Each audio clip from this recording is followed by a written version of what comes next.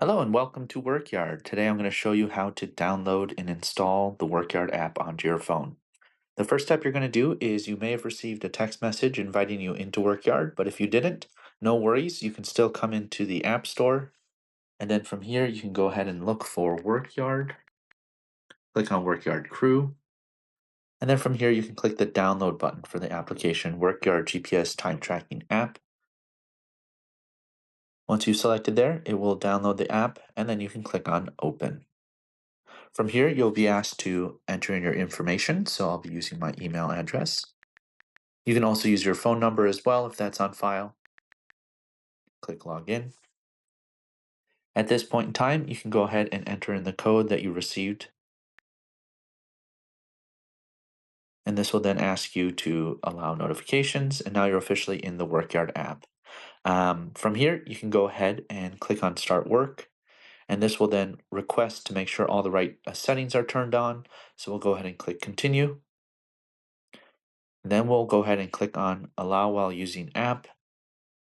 We then will need to click on Allow. And then for the sharing of the location, we have to actually update that to change to Always Allow. Then, depending on what your configuration is for your Workyard instance, you may be then required to select a project. So I'll select Project B, I'll select this cost code, and I'll confirm clock in. Again, if you have auto project tagging on, then you won't have to go through that step, and the project will automatically be tagged based upon your physical location. A couple things to point out here is in the upper right-hand corner, you can delete a time card if you created it accidentally. The map will show you where you are and where we're picking you up. The next one here is going to show you where how many hours and minutes you've logged. You can also register breaks that you've taken, and then the finish button actually is how you clock out of using the Workyard app. The next section here is going to be which project is tagged currently for the time that you're working. And so right now it's tagged against project B and against the cost code 1 demolition. The start time is going to be 10:10 a.m. I can also see how long the total amount of break that I've taken so far. You can also select project time if you'd like to see the projects that you have tagged so far. You can also leave a note here, so I can go ahead and click plus note, and I could say progress going well.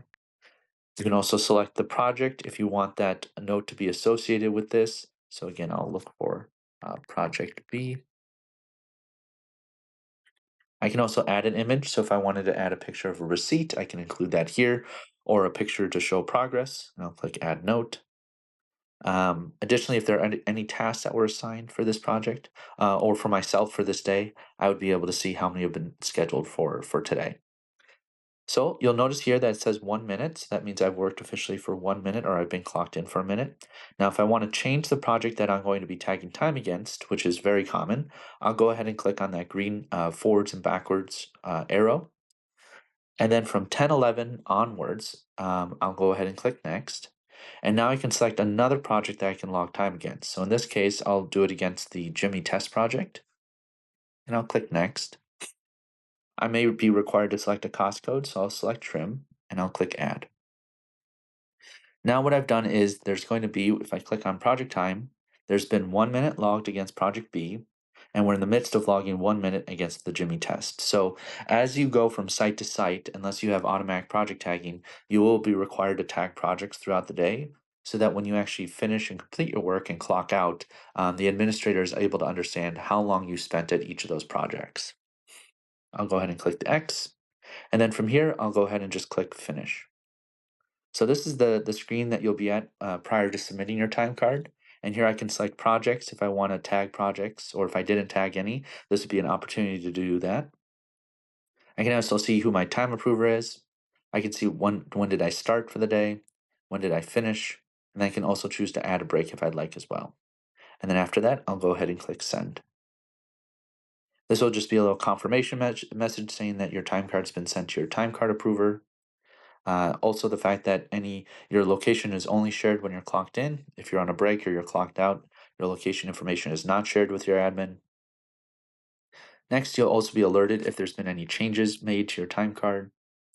And then also, this is a one-stop shop to view all the hours you've logged.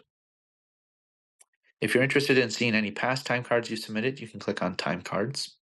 And then from here, you can see that time card I just submitted here, and I can click in there. Here, I'm able to see some information about 3 minutes being clocked in, the start and finish time, projects that were tagged as a part of that experience. I can also exit back. Now, if I'm the time card approver, I can also go down and look at a time card, and I can see here that the project, which project was selected for Yesenia. I can also change the start or finish time, and so that can be helpful, or I can even insert a break, or I can approve the time card as well. So as a manager, those are all the rights that you have. You can initially see the sites that this individual had gone to. You can see the notes that they had left, and then the log will also help you to understand what had happened on that time card. Additionally, as a manager, and your workers as well will have visibility into tasks. So here you can see the tasks that were assigned to you. You can also create a task if you'd like. You can enter the tasks like clean basement. From here, you can also select the team member or team members that you'd like to select for that task. You can choose when that task is going to start, when it's going to end, if it repeats, the time zone that it's going to be set for. You can include a label. And then project is really important because then you can also tell that worker where to go. So the thought is when they get this task assigned to them, August would know that he needs to go to test one or 10 Court Vidriosa, San Clement, California. And if there's going to be an opportunity for him to click navigate, and that'll take him to the site. You can also include notes and attachments. So if he needed to have any specific information or like a PDF, he can have that there, and he would have access. You can also include a checklist, and then from here you can also send a notification when you create that task, and anybody who's listed as an assignee would be then notified that a task was created and assigned to them. So I'll just go ahead and discard this for now. Additionally, you're going to have visibility into projects. So you can click on a project and see its location. You can see the hours that were logged against this particular project for a given time period. So between the 23rd and the 7th of October, there's been 1 hour and 12 minutes. And then you can also see the cumulative hours that had been logged against this project as well. Additionally, you can see information about those that are needing time card approval that have been associated with this project. You can also see any travel time that's been associated with the project. And again, if you have visibility into the financials of the project, you'll also be able to see that here as well. The last part here is crew. This is a way to see kind of where the members of your team are located for a given day. You can also go from a list, and here you can see your whole crew, those that are clocked out, and then you'd also be able to see those that are clocked in at this time. Additionally, if you scroll all the way up to the top, you do have the opportunity to create a manual entry. So as a manager, if you needed to create a time card for a worker or multiple workers, you can go ahead and click on team members. You can select multiple team members. And then from here, you're able to then create the start, the finish, adding breaks, tagging projects. So if I wanted to say for this group, they started at 9:16 today, they ended at 10:16 today, and then they worked at from 9:16 they worked at this 10 Court Vidriosa Clement, and they were all doing appliance work. And then I can tag another project, and I would say from let's say 9:30 they were at the same project, but this time they were doing concrete. Now click done. So now the breakout would be 14 minutes of labor, appliances labor, 46 minutes of concrete labor. And again, you can continue to tag the same project if you need to add a new cost code, or tag different projects depending on what they did. And then I can go ahead and click done. I can add a break for this group. And then once I click add, it'll create 4 identical time cards for the workers I had selected between the start time of October 7th from 9:16 to 10:16. And again, it will show the breakout based upon what I selected for those tagged projects. Additionally, if you go back to clock, you can click in the upper left-hand corner. And if you need to contact us, you can do that here at the first option. View our help articles, share feedback, see things that we're working on, see the time clock rules. You can also go into your personal information, and then from here you can go ahead and edit that if you need to, and save those changes here.